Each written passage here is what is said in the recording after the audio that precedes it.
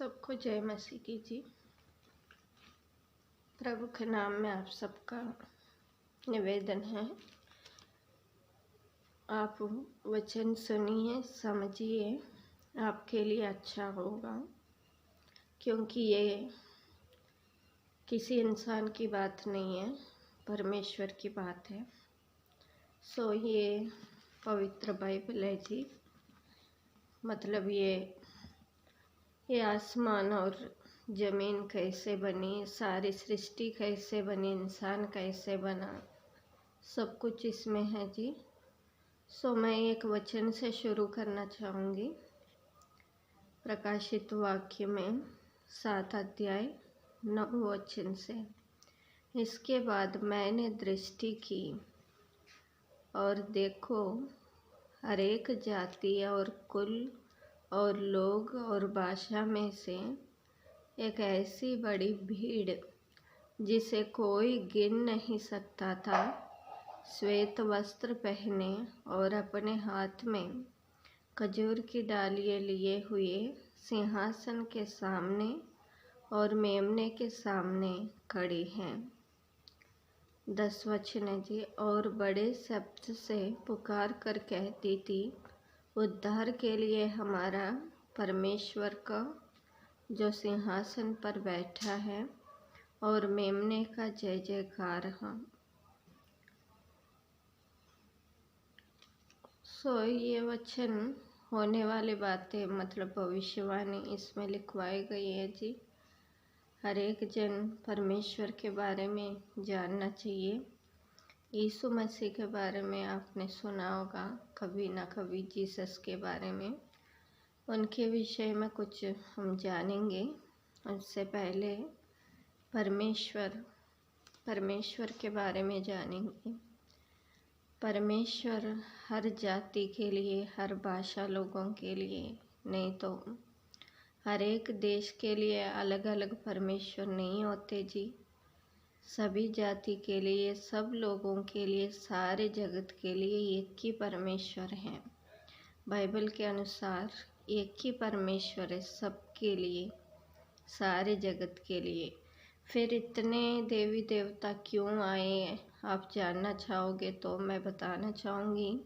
परमेश्वर के बारे में हम जानेंगे।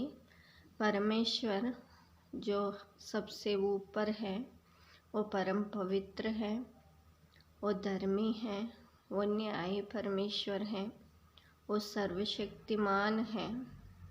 उन्होंने ही आकाश और पृथ्वी बनाई। बाद में जैसे इसमें हिस्ट्री भी है जी, 6 दिन में सब कुछ बनाया, सारी सृष्टि भी, इंसान भी बनाया। तो इसमें क्या है जी, आप जानना चाहिए क्यों ऐसा हुआ, इस जगत में इतने धर्म क्यों आए, इंसान जो मर्जी वो क्यों ऐसा करता है। इसके लिए आरंभ से हम जानेंगे। जब परमेश्वर ने इंसान को बनाया तो आज्ञा दिया, पाप मत करो। तो इंसान पहली बार परमेश्वर की आज्ञा ना सुनकर पाप किया। पाप के कारण उसका अंदर में से असली ज्ञान खत्म हो गया परमेश्वर के बारे में। असली परमेश्वर का, सच्चाई परमेश्वर का विषय से वो भटक गया, अज्ञानता में चला गया। जो उसकी इच्छा थी वैसे ही करता गया। तो बाद में बहुत पृथ्वी में सब बढ़ने के बाद अलग अलग रास्ता, अलग अलग मार्ग बना लिए और बहुत पाप में डूब गए इंसान। पर परमेश्वर ने खुद ने बनाया, परमेश्वर की आत्मा हर एक इंसान के अंदर में है। तो हर एक को पाप से छुड़ाने के लिए, पाप का फल क्या होता है ना, मृत्यु होता है जी। परमेश्वर ने पाप और पापी लोगों के लिए नरक बनाया। सो वो नरक से बचाने के लिए, उस अज्ञानता से बचाने के लिए, असली परमेश्वर का ज्ञान हर एक इंसान के अंदर आने के लिए उनका प्रिय पुत्र को, मतलब यीशु मसीह जी को अपने लिए इस सारे जगत के लिए बेच दिया। वो इस ज़मीन पर आए और 33.5 साल तक जीवन किया और परमेश्वर की इच्छा के अनुसार परमेश्वर का प्लान था सब लोग बचाए जाए, सब लोग नरक से बचाए जाए, दंड से बचाए जाए। आज के दिन बहुत लोग निराशा में, नहीं तो बीमारियों में, नहीं तो अलग अलग तरह जाल में क्यों फंसे हुए हैं। इस सभी का जड़ पाप होता है जी। उस पाप से हम सभी को बचाने के लिए अनंत जीवन मतलब परमेश्वर अपने साथ सदा रखने के लिए, वह स्थिति बहुत अच्छा स्थिति वर्णन भी नहीं कर सकते हैं जी। हमको इस पाप का दंड से बचाने के लिए वो अपना बेटा को इस ज़मीन पर भेज दिया। उनके लिए बहुत साल पहले भविष्यवाणी भी करवाई, ऐसा ऐसा मैं एक पुत्र को भेजूंगा, उनके द्वारा बहुत लोग उद्धारता पाएंगे। इस ज़मीन पर सब लोग सोचते हैं बाद में देखेंगे, बाद में क्या देखते हैं जी। मरने के बाद कोई मौका नहीं मिलता। जब तक ये जिंदगी है, इस ज़मीन पर हम जीवन करते हैं, हमारे अंदर में सांसें चलता है, तो सोचना चाहिए सच्चाई क्या है। सच्चाई परमेश्वर हमेशा एक ही होता है। वो जैसे कि आकाश एक ही है, पृथ्वी एक ही है, अपने लिए माँ बाप भी एक एक ही होता है जी। हर एक को हम माँ बाप नहीं बोल सकते, जैसे कि बोलते हैं, पर अधिकार एक ही के होता है। इसी तरह उन्होंने हमको बचाने के लिए हमसे इतना प्रेम किया, अपने प्रिय पुत्र को इस ज़मीन पर भेज दिया ताकि हम सब उनके बलिदान के द्वारा, वो मारे गए थे 33.5 साल जीवन करने के बाद रोमा गवर्नमेंट ने उनको दंड दिया, क्योंकि ये भी परमेश्वर का प्लान था। हर एक इंसान के जीवन में भी परमेश्वर की अनुमति बिना कुछ नहीं होता है जी। इसी तरह सब लोगों को बचाने के लिए अपने प्रिय पुत्र को भेज दिया। 33.5 साल जीवन के बाद वो क्रूस पर मारे गए थे। मारे जाने के बाद उनको तीसरा दिन परमेश्वर ने जिला दिया।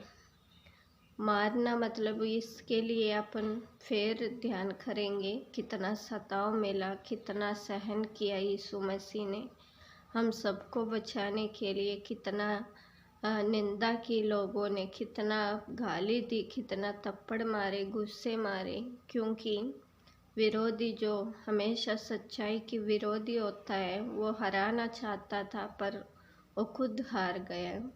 यीशु मसीह को परमेश्वर ने मुर्दों में से तीसरा दिन जिलाया और सारे जगत के लोगों को पता होने के लिए, उनके पास 12 चेले थे, तो जिंदा होने के बाद 40 दिन 40 रात वो शरीर भी महिमा शरीर होता है जी।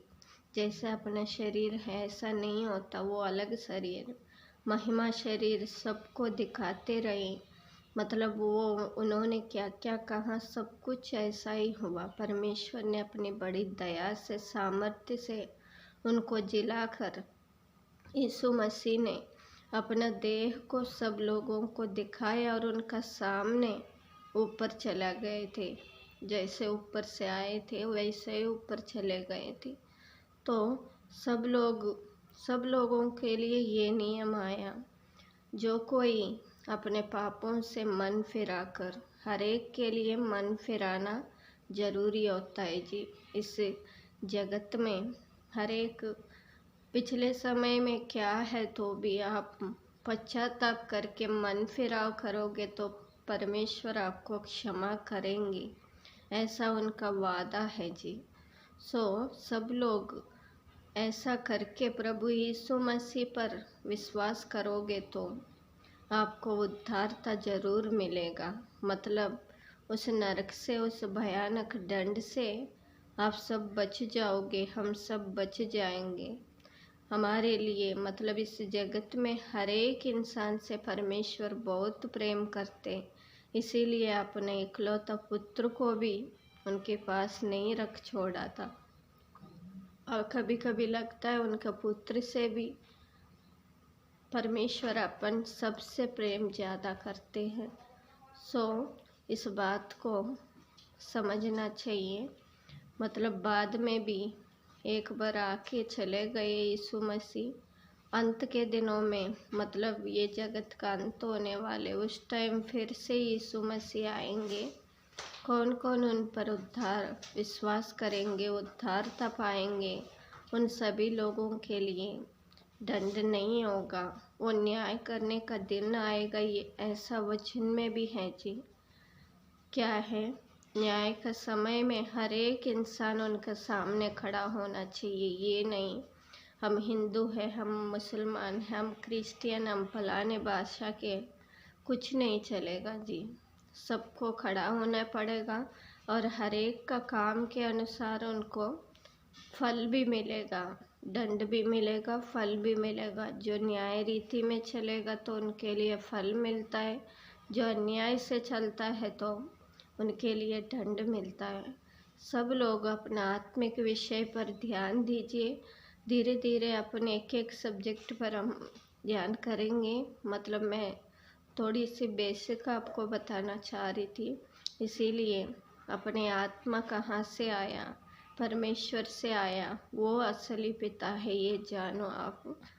सभी वचन पर ध्यान करेंगे। मैं आशा करूँगी आप सब लोगों को अपने बारे में जानकर अच्छा लगा। इस बात के लिए मैं धन्यवाद करती हूँ, आपने अंत तक देखा। आगे भी बने रहना। सबको जय मसीह।